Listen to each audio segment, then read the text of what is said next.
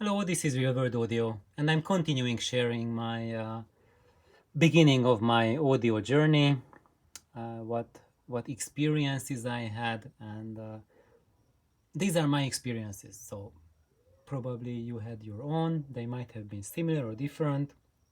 Yet I'm continuing now. This is the second part of it, and I this is where I left off with the first part, is that my disappointment with the Bauer Wilkins Nautilus loudspeaker. I really expected it to be the final answer to all my dreams, and when I heard it, it was just the biggest disappointment of my life.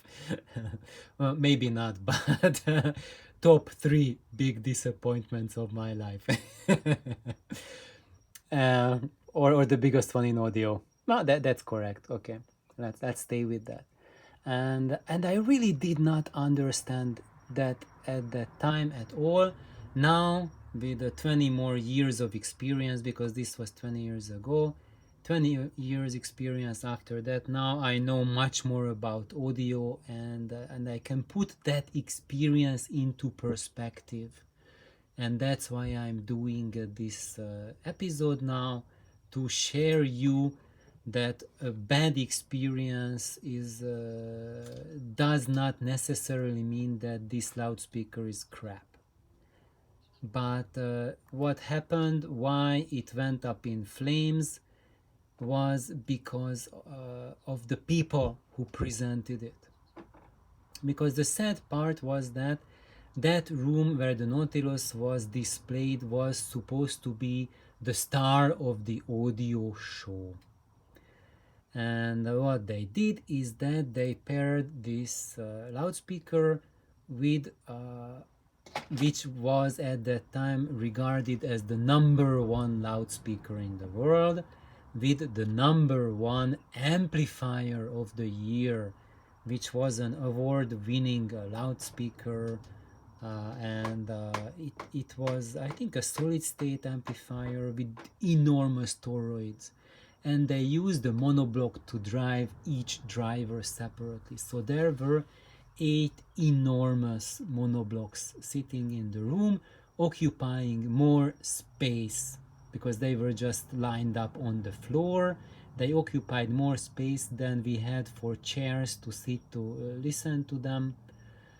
Of course, it had some crazy Vadia deck and some really high-end transport, number one of the time, and they had the top-end Cardass cabling, so everything was like top.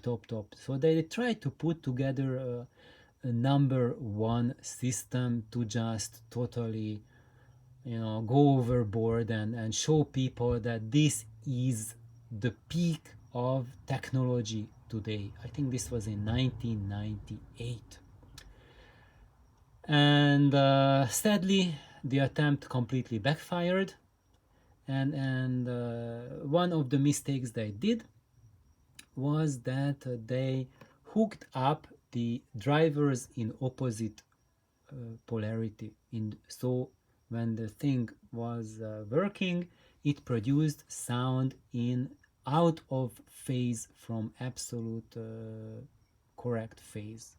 So we had wrong polarity information fed to the drivers, and when you have that, then you have a kind of like a hazy sound, like the weight and the energy just disappears from the sound when everything is out of phase.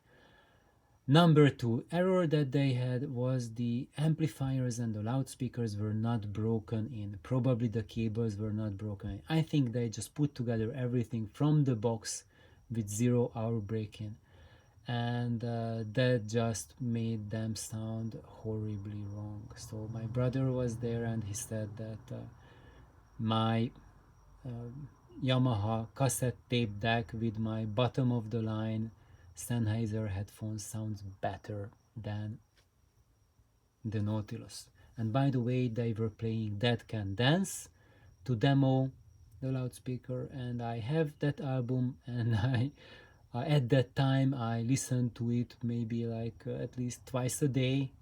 So I had a very accurate and exact basis, and I knew that song really intimately to give a passing judgment about what I am experiencing, and whether it is to the quality of the material being played or there's something else going on.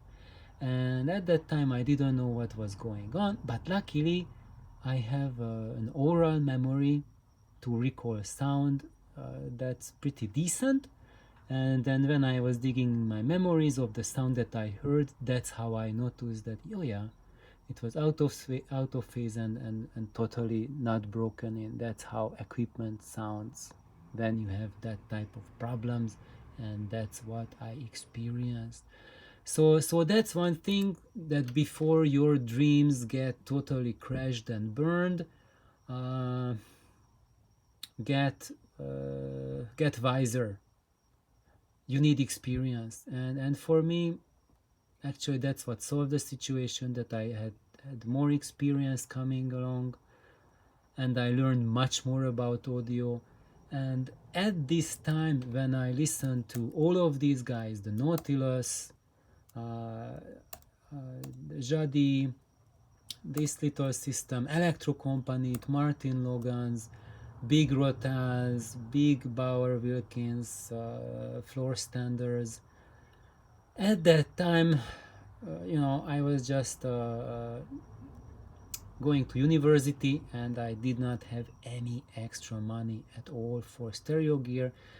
When I had some money, I bought music of it. That was it. And I had zero hope of having anything like this within the next 10 years. And I certainly realized that even if I make quite a significant amount of money, to have a system like this, probably I will have it like 30 years later or even more, when everything is settled. I already had kids, they are now done with college, no, nothing big payments. Maybe if in the far future I can come close to something like that. But as it turned out, this was not a road that leads to salvation. And one other lesson that I learned during this big high-end show, which was my first high-end show, and after that, so at the time when I heard all of this gear, I didn't know about this. But later on I learned it, and I got a lot of exposure to it, is that there is a two type of audio salesman. One of them is who know about audio, and who go to extreme length to put together a system properly, like this or like this, because even for this is like a joke of a money compared to what the audiophile system cost to put it together. And if you have someone who knows how to match systems, then that will it will result in a creation of a really fantastic system that will play music for you if you want to listen to music, like this system does and this system does. And then of course, if you don't want to listen to music but you want to listen to just sound, just like really blown up tons of details, then maybe this kind of road will be very suitable for you. But there is the other type of audio salesman, and unfortunately that's the more frequent, is the one who doesn't care about audio equipment and just randomly puts together all that stuff. Big applause, they got some award, this got some award from Stereophile, let's put them together. And then you can tell the client, whoa, I give you 10% discount and you get the award winning this and class A whatnot, and all sorts of marketing crap that they come with. And people are just so happy, man, dude, I got the best, I got the best, and I take it home, and of course it sounds very different from the boombox that I have at home or the TV set, but it's just so far away from a system that is put together properly, and of course it's up to you, because this is our audio journey, to find those people who know how to match equipment, how to put systems together, and that's how you will find good sound.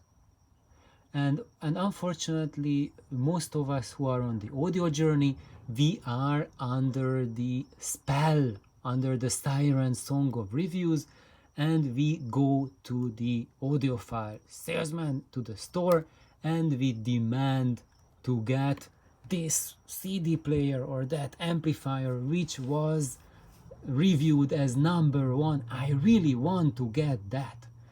And then if the salesman, he has a big smile on his face and he pulls it out and he tells you, oh, I give you 10% discount, you should run away from that salesman.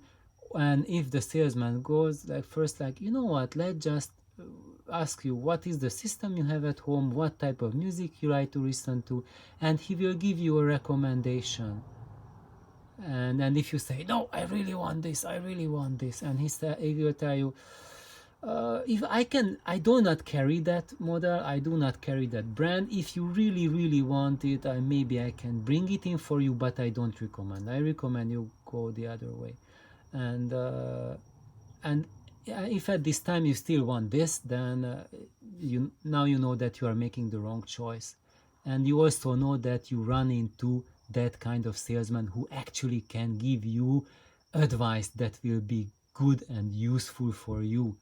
And the only thing that defeats your happiness is your assumption that that specific gear that was rated number one, or what you think will be the means to your dreams, that's the thing you need. And I can tell you that's not at all like that, because that's what was happened to me. I thought that this was the end of my old dreams, and it turned out that no, it's very far from it. And of course, if they would have set it up in a better way, it would have sounded better, but even expertly set up, it would have been a far cry from my expectations and what I was really expecting to happen at that price range.